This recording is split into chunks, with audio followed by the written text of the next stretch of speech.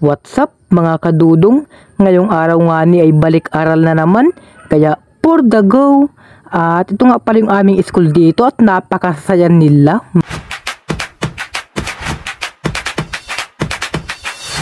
What's up mga kadudong? Ngayong araw nga ni maaga na naman akong gumising. Igay, pasukan na naman, kaya kailangan nating maagang gumising para mag-intindi ng mga susuotin at magligo.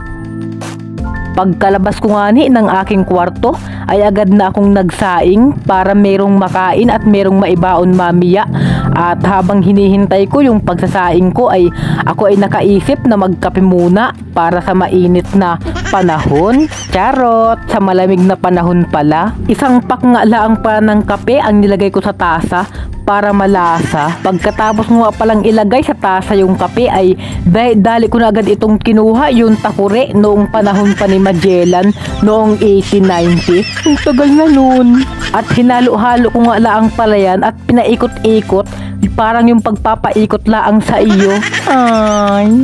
So ayan, tayo ay hihigop na ng kape, kaya let's go!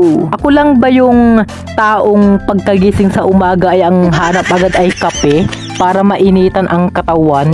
Ay anong sarap namang humigop ng kape ay kapag ganitong panahon ay nagaulan-ulan pa, ay anong sarap man din humigop ng mainit na kape. At meron na nga pala ditong nagaligo-ligo kahit na madilim-dilim pa, ay anong excited naman ha? Grabe ba? Pagkatapos ko nga palang magkape at magmuni-muni sa labas, ay agad na akong nag-prepare ng aking asuotin. Pero may naisip ako na gamitin ko na lang yung aking kapangyarihan, kaya let's go!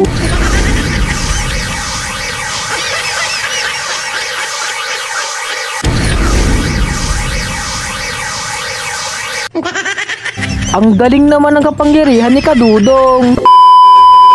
Pagkalabas ko nga ng aming bahay ay may nakita ako ditong rainbow, kaya agad ko na itong binidyohan. Ay ang sarap naman sa mata kapag ganito.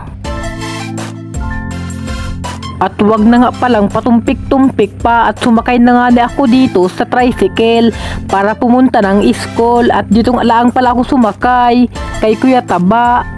Kaya for the go, at talagang excited na nga pala akong pumasok uli at napakahaba nga ng bakasyon. Ilang minuto nga lang pala ang aking biyahe at nakarating na nga pala ako dito at hindi ko nga pala nabidyohan yung labas ng aming school at bawal maglabas ng cellphone.